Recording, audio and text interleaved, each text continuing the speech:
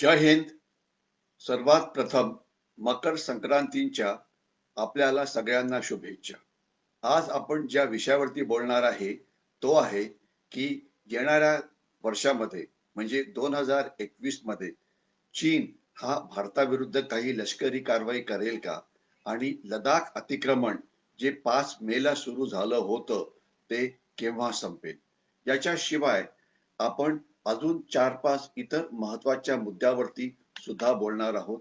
एक तर 84 तेजस विमानं ही भारतीय हवाई दलामध्ये पुढच्या काही वर्षात सामील होणार आहे. तो करार आता सही झालेला आहे आणि यामुळे हवाई दलाची युद्ध क्षमता ही वाढेल. त्याच्याविषयी आपण बोलू. त्याच्याशिवाय जनरल श्री मनोज नरवणे यांनी मीडियाला इंटरव्ह्यू दिला आणि पाकिस्तान आणि चीनकडून जी लष्करी आव्हानं बाहेर भारताला आहे त्याविषयी ते बोलले. त्यांच्या या इंटरव्ह्यूचं सुद्धा आपण विश्लेषण करू.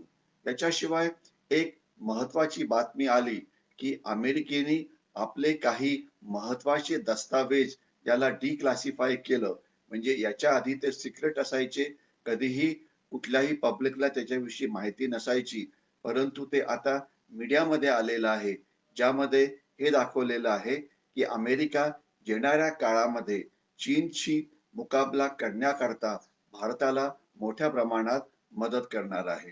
अर्थातच भारताकरता ही एक चांगली बातमी आहे. याच्याशिवाय व्हॅक्सिन डिप्लोमसी, व्हॅक्सिनची मुत्सद्देगिरी. आपल्याला कल्पना आहे की 16 जानेवारी पासून भारतामध्ये व्हॅक्सिनचे डोस हे काही पहिले सर्वात महत्वाच्या लोकांना दिले जाणार आहे आणि त्यानंतर येणाऱ्या काळामध्ये पूर्ण भारत हा कव्हर केला जाईल. ज्यामुळे हे जे जैविक महायुद्ध भारताविरुद्ध चीननी सुरू केलं होतं ते जिंकण्यामध्ये आपल्याला यश मिळेल. मात्र याच वेळेला याच चायनीज व्हायरसमुळे चीन एका मोठ्या संकटात सापडतो आहे, त्याविषयी पण आपण बोलू. आणि सर्वात शेवटी की नेमकं लडाखमध्ये अजून कुठली लष्करी कारवाई चीन हे करू शकतं. सुरुवात करतो मी पाकिस्तानमध्ये. काही दिवसापूर्वी कंप्लीट ब्लॅकआउट झाला. रात्रीच्या वेळेला त्यांची सगळे लाईट सगळ्या मोठ्या शहरातले गायब झाले आणि सोशल मीडियावरती अक्षरशः हाहाकार माजला. त्यांना वाटायला लागलं की एखाद्या वेळी भारताने हल्ला केला असेल पाकिस्तानवरती म्हणून ही कारवाई झाली किंवा याच्याशिवाय कुठला मोठा दहशतवादी हल्ला झाला असेल त्यामुळे अशी कारवाई झाली किंवा अजून म्हणजे अजून कुठलं महाभयंकर असं नैसर्गिक संकट आलं असेल त्यामुळे ही कारवाई झाली. परंतु नंतर असं लक्षात आलं की हे ब्लॅकआउट झाला होता याचं कारण ग्रेट फेल्युअर होतं आणि दुसरं मोठं कारण असं होतं की सध्या पाकिस्तान मधला कोळसा हा मोठ्या प्रमाणामध्ये चीनला पाठवला जातो आहे. कारण चीनमध्येच आता पॉवर संकट म्हणजे विजेचं संकट निर्माण झालेलं आहे. कारण चीनमध्ये जे पॉवर प्लांट्स जे कोळशावरती चालतात ते त्याचा कोळसा हा ऑस्ट्रेलियामधून येतो आणि आता ऑस्ट्रेलियाने चीन विरुद्ध कडक कारवाई केल्यामुळे त्याला प्रत्युत्तर म्हणून चीन ऑस्ट्रेलियाला धडा शिकवण्याकरता तिथून आता कोळसा जो तो विकत घ्यायचे तिकडनं मोठ्या प्रमाणात ते त्यांनी घेणं आता अतिशय कमी केलं आहे. यामुळे मात्र नुकसान हे ऑस्ट्रेलियाचं व्हायच्या ऐवजी चीनचं होत आहे. कारण तिथे पॉवर शॉर्टेज आहे. म्हणजे चीननी आपल्याच पायावरती कुऱ्हाडी मारलेली आहे. यामुळे अर्थातच त्यांच्या आर्थिक व्यवस्थेचा वेग हा नक्कीच कमी होईल. दुसरी महत्वाची बातमी तेजस विमानाचं भारतीय हवाई दलाशी झालेला एक मोठा कॉन्ट्रॅक्ट. जवळजवळ 83 विमानं येणार आहेत. आपल्याला कल्पना आहे की जी आपली एअरफोर्सची लढाऊ विमानं आहेत, आपल्याकडे सध्या 30 स्क्वॉड्रनच्या आसपास विमानं आहेत. एका स्क्वॉड्रनमध्ये 16 ते 18 विमानं असतात. तर ही जी 30 स्क्वॉड्रन आहे यामधली 10 ही मिग आहे. MiG 21, 25, 27 etcetera. दुसरी 10 ही मिराज आणि जगवार आहे आणि तिसरी 10 ही आधुनिक सुखोई विमानं ही आहे. आणि आपल्याला माहिती आहे की मिग विमानं भारत सोडून कुठलाही देश वापरत नाही. त्यांची जागा आता तेजस विमानं घेणार आहे. खरं म्हटलं तर ही मिग विमानं जवळ-जवळ 20-25 वर्ष आधीच आपल्या हवाई दलातनं काढायला पाहिजे होती. परंतु त्याची जागा घेण्याकरता कुठलंही विमान नसल्यामुळे ती काढली गेली नव्हती. आता तेजस विमानांशी करार झाल्यामुळे ही जी कमतरता आहे पुढच्या 2 ते 3 वर्षामध्ये भरून निघेल अशी अपेक्षा आहे. लक्षात असावं की तेजस हे हिंदुस्तान एरोनॉटिक्स लिमिटेडनी भारतात बनवलेलं विमान आहे आणि हे विमान घेण्याकरता भारतीय हवाई दल तयार नव्हतं. कारण त्याचा दर्जा ज्याप्रमाणे पाहिजे त्याप्रमाणे नव्हता. शेवटी श्री मनोहर पर्रिकर मिनिस्ट्री ऑफ डिफेन्सनी एअर फोर्सवरती दबाव आणला की आपल्याला ही विमानं घ्यावीच लागतील. कारण देशाने प्रचंड पैसा ही विमानं तयार करण्याकरता खर्च केला आहे. तो आपण वाया घालवू शकत नाही. म्हणून मग ती विमानं घ्यावी लागली. 2 स्क्वॉड्रन तेजसचे पहिलेच भारतीय हवाई दलामध्ये आहेत आणि याच्याशिवाय आता ही 83 नवीन विमानं येणार आहे. यामध्ये त्याला LCA मार्क II असं म्हटलं जातं, ज्यामध्ये अनेक नवीन सुधारणा या HALनी केल्या आहेत, ज्यामुळे ही विमानं नक्कीच जास्त चांगल्या दर्जाची असतील पहिल्या तेजस विमानांच्या तुलनामध्ये. तर ही एक चांगली बातमी आहे. आपली विमानं आपल्या हवाई दलामध्ये येतायत, ही पण चांगली बातमी आहे. हवाई दलाची ताकद वाढते आहे, ही पण चांगली बातमी आहे. आणि ही तेजस विमानं येणाऱ्या काळामध्ये इव्हन नेव्ही करता सुद्धा वापरली जातील आणि असा पण एक प्लॅन आहे की अनआर्म्ड एरियल व्हेइकल्स जे आपण तयार करतोय, ज्याला ड्रोन पण म्हटलं जातं, त्यामध्ये सुद्धा तेजसचा वापर हा केला जाऊ शकतो. आता पुढच्या मुद्द्यावरती मी येतो की अमेरिका भारताला मदत करेल असं अमेरिकेचं एक गुप्त अहवाल म्हणतो. कारण चीनशी मुकाबला करण्याकरता भारताशिवाय एवढा कुठलाही सक्षम देश नाही. अर्थातच ही चांगली बातमी आहे आणि आता अमेरिकेने आपल्याला मोठ्या प्रमाणामध्ये गुप्तहेर माहिती, खास तर टेक्नॉलॉजिकल इंटेलिजन्स हे द्यायला सुरू केलेलं आहे.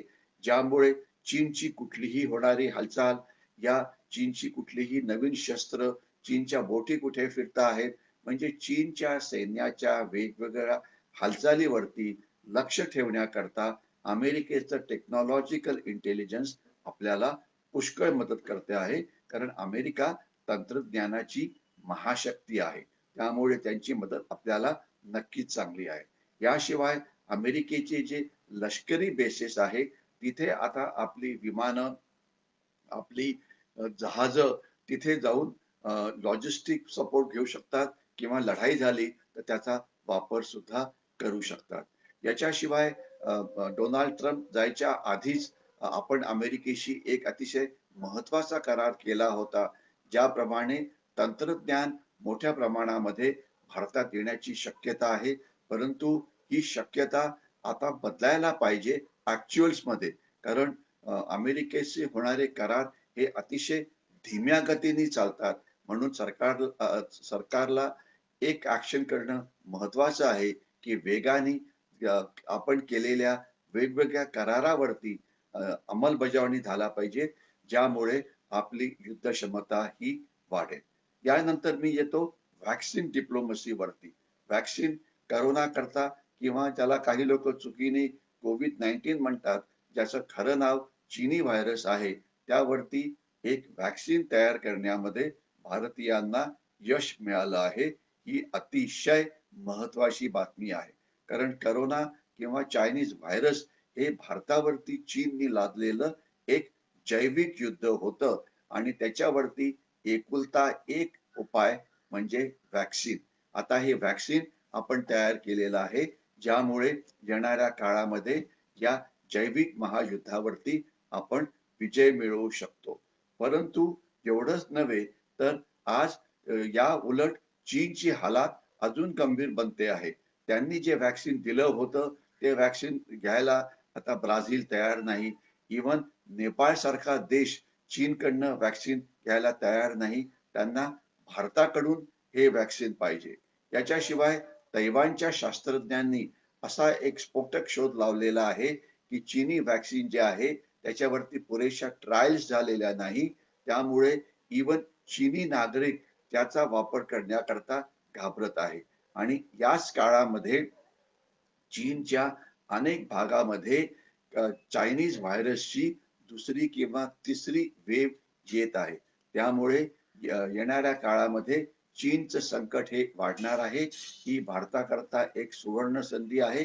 चीनची अर्थव्यवस्था सुद्धा सध्या गंभीर संकटामध्ये आहे. ही सुद्धा भारताकरता एक एक अतिशय महत्वाची बातमी आहे. कारण यामुळे आपण जास्त मेहनत करून वेगवेगळ्या क्षेत्रामध्ये प्रगत करून आपल्या अर्थव्यवस्थेचा वाढण्याचा वेग वाढवून चीन आणि भारताच्या अर्थव्यवस्थेमध्ये जो प्रचंड फरक आहे तो कमी करायचा प्रयत्न करू, ज्यामुळे आपलं लष्करी बजेट वाढेल आणि ज्यामुळे चीन आणि पाकिस्तानचं जे कंबाईंड आव्हान आपल्या समोर आहे त्याला तोंड देण्याकरता येणाऱ्या काळामध्ये आपल्याला अजून जास्त यश मिळेल. आता मी येतो जनरल नरवणे यांनी जो इंटरव्ह्यू दिला मीडियाला आणि त्याचा विषय होता अर्थातच चीन आणि पाकिस्तान, त्याविषयी त्या इंटरव्ह्यूचं विश्लेषण. जनरल नरवणे हे फारच कमी बोलतात आणि जे बोलतात अगदी मोजून मापून बोलतात. त्यांनी थोडक्यात जो मेसेज भारतीयांना दिला, आपल्या शत्रूंना दिला आणि आंतरराष्ट्रीय समाजाला दिला तो असा की भारत चीन आणि पाकिस्तानचं दुहेरी संकट जरी एकाच वेळेला आलं तरी त्याला तोंड देण्याकरता सक्षम आहे. तर याचं आपण अजून जास्त विश्लेषण तर करूच, परंतु सुरुवातीलाच त्यांना नेमकं काय म्हणायचं होतं याविषयी मी आपल्याला सांगितलं. त्यांच्या म्हणण्याचा रोख असा होता की आपली शस्त्रसिद्धता येणाऱ्या दिवसामध्ये वाढते आहे. आपल्याकडे ॲम्युनिशन जी थोडीफार कमी होती ते आपण वाढवतो आहे. वेगवेगळी आधुनिक शस्त्र ही भारतीय सैन्यामध्ये प्रवेश करत आहेत. तेजसचं मी आपल्याला आत्ताच उदाहरण दिलं. त्याच्याशिवाय आपली जी सेकंड एअरक्राफ्ट कॅरियर आहे पुढच्या 1 ते 2 वर्षामध्ये तयार होऊन येते आहे. नवीन पाणबुड्या या तयार होत आहेत. आपल्याला कोरिया त्यांनी काही देशांचे दौरे केले होते ज्यामध्ये सगळ्या देशांशी असलेलं आपलं लष्करी सहकार्य हे मोठ्या प्रमाणामध्ये वाढलेलं आहे. खास तर म्यानमार आहे, इराण आहे, सौदी अरेबिया आहे आणि गल्फवाले काही कंट्रीज आहे. एवढंच नव्हे तर आपली जी आधुनिक तोफ आहे ज्याला वज्र असं म्हटलं जातं, ती आपण कोरियाच्या मदतीने बनवतो आहे भारतामध्ये. म्हणजे आत्मनिर्भर भारत किंवा मेक इन इंडिया यामध्ये आपल्याला बऱ्यापैकी यश मिळत आहे. अर्थातच आशा करूया की अजून आपण आपल्या शस्त्रसिद्धतेचा आणि आधुनिकीकरणाचा वेग वाढवू, ज्यामुळे आपण चीनचं आव्हान पेलण्याकरता नक्कीच तयार राहू. आता आपण येऊया की 2021 मध्ये चीन अजून काही कारवाई करेल का? सध्याची परिस्थिती अशी आहे की 2 भागामध्ये जे चीननी अतिक्रमण केलं होतं, खास तर गलवानच्या भागामध्ये, डेप्सांच्या भागामध्ये, ते अजून तिथून चीन परत गेलेला नाही. आता त्या भागामध्ये बर्फ पडायला सुरुवात झाली आहे आणि मध्ये काही मीडियातले तथाकथित तज्ञ पुन्हा एकदा भारतीयांना घाबरवण्याचा प्रयत्न करत होते की चीन आता लडाखच्या त्यांच्या बाजूला दौलत बेग ओल्डी जे आपलं विमानतळ आहे त्याच्यापासून केवळ 36 किलोमीटर वरती एक मोठा युद्ध अभ्यास करतो आहे की जो भारताला एक मोठा धोका असेल. मी आपल्याला बिलकुल क्लिअर करू इच्छितो की अशा प्रकारच्या बातम्या, अशा प्रकारच्या अफवांवरती भारतीयांनी अजिबात विश्वास ठेवायला नको. मी आपल्याला ठामपणे सांगतो की सध्या त्या भागामध्ये एवढा प्रचंड बर्फ पडलेला आहे, तिथे असलेलं टेम्परेचर हे -25 -30 एवढं आहे. त्यामुळे कुठलंही लढाई, कुठलाही युद्ध पुढच्या कमीत कमी 3 ते 4 महिन्यामध्ये होणं अशक्य आहे. म्हणजे एप्रिल पर्यंत या भागामध्ये युद्ध होणार नाही हे मी आपल्याला छाती ठोकून सांगतो आहे. तर हे जे तथाकथित तज्ञ टीव्ही चॅनलवरती किंवा इतरत्र आपल्याला घाबरवण्याचा प्रयत्न करतात, त्यांच्याकडे आपण पूर्णपणे दुर्लक्ष करावं. महत्वाची गोष्ट अशी आहे, की एप्रिलच्या नंतर ज्यावेळेला बर्फ वितळायला लागेल, त्यानंतर चीन लढाई करू शकतो का? या प्रश्नाचं विश्लेषण आणि उत्तर देणं हे महत्वाचं आहे. आणि जर चीन काही करत असेल, तर त्याकरता आपण तयारी कशी करायला पाहिजे आणि आपण ती तयारी करतो आहे का? थोडक्यात सांगायचं म्हटलं म्हणजे की बर्फ वितळायला की चीन जर लढाई करायची म्हटली तर करू शकतो. सध्याच एक पेपरमध्ये बातमी आली होती की 10,000 सैनिक चीनी जे मागच्या भागामध्ये तैनात होते ते आता परत जात आहेत. युद्ध करायचं म्हटलं तर युद्ध हे होऊ शकतं. परंतु युद्ध करण्याची क्षमता चीनकडे आहे. त्यांच्या 30 ते 40 डिव्हिजन या तिथे येऊ शकतात. परंतु युद्ध करायची हिंमत, गट्स चीन दाखवेल का? तर त्याचं थोडक्यात उत्तर आहे, की अशा प्रकारे फोरकास्ट करणं, की चीन काय करेल म्हणजे स्वतःला संकटात घालण्यासारखं आहे. कारण बहुतेक सगळे तज्ञ ज्यावेळेला टीव्ही चॅनलवरती जातात, ज्यावेळेला वर्तमानपत्रात लिहितात, त्यावेळेला कुठलीही घटना जी घडली आहे त्याचं विश्लेषण करतात. परंतु पुढच्या काळामध्ये काय होईल याची भविष्यवाणी करण्याची अजिबात हिंमत करत नाही. कारण ही भविष्यवाणी चुकू शकते आणि त्यामुळे तुमच्या विद्वत्तेविषयी लोकांच्या मनामध्ये शंका ही निर्माण होऊ शकते. परंतु मी आपल्याला पुन्हा एकदा सांगतो आहे, की चीनची भारताशी लढण्याची हिंमत नाही. त्यामुळे ऑल आउट वॉर ज्याला म्हणायचं, तशा प्रकारे ऑल आउट वॉर होणं जसं समजा झालं होतं 1962 साली किंवा अजून एक मोठी झडप झाली होती 1967 साली किंवा सुमदुरावची सारखी एखादी मोठी झडप, तशी झडप होणं हे जवळ-जवळ अशक्य आहे. कारण चीनची ही करण्याची हिंमत नाही. त्यांचे सैनिक भारतीय सैनिकांना घाबरतात. कारण त्यांना कल्पना आहे, की भारतीय सैनिक त्यांचा कधी पण लष्करी लढाईमध्ये पराभव हा करू शकतात.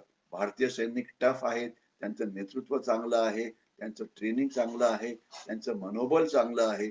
यामुळे भारतीय सैनिक चीनला कधी पण मोठा धक्का हा देऊ शकतात. परंतु गलवान सारखी लढाई ही होऊ शकते का? आता काही दिवसामध्ये 26 जानेवारी येणार आहे आणि 26 जानेवारीला शूरता पुरस्कार किंवा वीरता पुरस्कार दिले जातात आणि मला खात्री आहे की गलवानच्या लढाईमध्ये 16 बिहारच्या त्या सैनिकांनी ज्यांनी महापराक्रम गाजवला होता आणि 70हून जास्त चीनी सैनिक मारले होते त्यांना नक्कीच वीरता किंवा शूरता पुरस्कार दिले जातील याची मला खात्री आहे. बघूया की माझं हे भविष्य खरं होतं की नाही. परंतु चीन लढाई करेल का? तर याचं पुन्हा एकदा उत्तर की आता आपण आपले या लढाईकरता तयारी ही करतो आहे. शस्त्रसिद्धता वाढवतो आहे. अम्युनिशनचं स्टोरेज वाढवतो आहे. चांगले रणगाडे आपण तिथे तैनात केलेले आहेत. याच्याशिवाय आपण मिसाईल्स म्हणजे क्षेपणास्त्र यांचं अनेक परीक्षण ही गेल्या काही महिन्यामध्ये केली आहे. ज्यामुळे जास्त संख्येमध्ये आपल्याकडे चांगली क्षेपणास्त्र ही सैन्यामध्ये तैनात होत आहेत आणि एवढंच नव्हे तर एक अतिशय महत्वाची घटना घडली ती म्हणजे अशी की आतापर्यंत भारतीय सैन्याचं जास्त तैनाती ही भारत पाकिस्तान सीमेवरती होती आणि आपण ज्या वेळेला सैन्याविषयी बोलतो तर सैन्याला लढण्याच्या दृष्टीने दोन भागामध्ये वाटलं जाऊ शकतं. एक तर असे सैनिक जे आपल्या सीमेचं रक्षण करतात त्यांना होल्डिंग फॉर्मेशन्स असं म्हटलं जातं. तर ते रक्षात्मक लढाई सीमेवरती लढतात आणि सीमेवरती जर शत्रूंनी कुठला हल्ला केला तर त्या हल्ल्यात त्यांना विजय मिळवू देत नाही. परंतु दुसरी जी फौज असते त्याला आक्रमक कोर असं म्हटलं जातं की ज्यांचं काम असतं की शत्रू चीन किंवा पाकिस्तानवरती हल्ला करून त्यांची काही महत्वाची ठिकाणं जिंकणं. तर अशा ही जी आक्रमक कोर असतात तर सध्या परिस्थिती अशी होती की आपल्या 3 स्ट्राईक कोर या भारत पाकिस्तान सीमेवरती होत्या आणि केवळ एकच स्ट्राईक कोर ही भारत चीन सीमेवरती होती किंवा आहे. परंतु आता एक अतिशय महत्वाचा निर्णय जनरल नरवणे यांनी घेतलेला आहे. तो म्हणजे आपली एक स्ट्राईक कोर जी पाकिस्तानी सीमेवरती होती ती की जी ज्याला वन कोर असं म्हटलं जातं, जी मथुरामध्ये आहे, ती आता चीनच्या विरोधामध्ये माउंटन स्ट्राईक कोड म्हणून वापरली जाईल. याचा अर्थ असा होतो की चीन विरुद्ध आक्रमक कारवाई करण्याकरता आपल्याकडे 2 स्ट्राईक कोड असतील. एवढंच नव्हे तर इतर 2 स्ट्राईक कोड ज्या अजून सुद्धा पाकिस्तान सीमेवरती आहेत, 2 कोड किंवा ज्याला एक आपली 2 कोर आहे की जी अंबालामध्ये आहे आणि आपली 21 कोर आहे की जी भोपाळमध्ये आहे. यांच्या सैनिकांचा सुद्धा वापर करण्याचं नियोजन आपण भारत चीन सीमेवरती करतो आहे. यामुळे तिथे असलेली आपली आक्रमक क्षमता ही मोठ्या प्रमाणामध्ये वाढणार आहे. त्यामुळे चीन अशी काही मोठी कारवाई करून आपल्याला काही त्रास देईल असं होण्याची शक्यता ही फारच कमी झालेली आहे. परंतु एवढं नक्की की चीनवरती आपल्याला सतत लक्ष ठेवावं लागेल. हे लक्ष पेट्रोलिंग मध्ये आपण करू, सॅटेलाइटच्या मदतीने त्यांच्यावरती लक्ष ठेवू, आपण ड्रोन्स किंवा UAVचा वापर करून त्यांच्यावरती लक्ष ठेवू आणि मित्र राष्ट्रांकडे असलेल्या तंत्रज्ञानाचा सुद्धा वापर करू, ज्यामुळे चीननी काही हालचाल करायला सुरुवात केली तर आपण त्यांना लगेच प्रत्युत्तर देण्याकरता तयार राहू. मला वाटतं की 2021च्या या काळामध्ये आपल्याला आपली लष्करी सिद्धता, युद्ध सज्जता ही अजून जास्त वाढवावी लागेल, जी वाढवण्याचा आपला प्रयत्न नक्कीच सुरू आहे.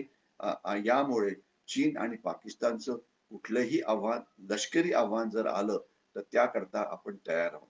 परंतु चीन मात्र इतर ठिकाणी आपल्याला त्रास देत राहील. ते म्हणजे आर्थिक घुसखोरी किंवा आर्थिक आक्रमण किंवा दुष्प्रचार युद्ध किंवा अपप्रचार युद्ध किंवा मानसिक युद्ध किंवा डिप्लोमॅटिक वॉरफेअर म्हणजे जागतिक लेवलला आपल्याला त्रास देणं, पाकिस्तानचा वापर करून आपल्या काश्मीर खोऱ्यामध्ये दहशतवाद वाढवण्याचा प्रयत्न करणं, नक्षलवादी आणि माओवाद्यांचा वापर करून जो आपला सेंट्रल इंडियामध्ये जो हिंसाचार चालला आहे तो वाढवण्याचा प्रयत्न करणं, ईशान्य भारतामध्ये जे बंडखोर आता जवळजवळ चूप झालेली आहेत कारण भारतीय सैन्याने त्यांचा कंबरड तोडला आहे, त्यांचा वापर करणं, लीगल वॉरफेअरचा वापर करून आपल्याला कायद्याच्या लढाईमध्ये अडकवणं, आपल्या मीडियाला विकत घेऊन आपल्या मीडियात आपल्या विरुद्ध आर्टिकल लिहिणं,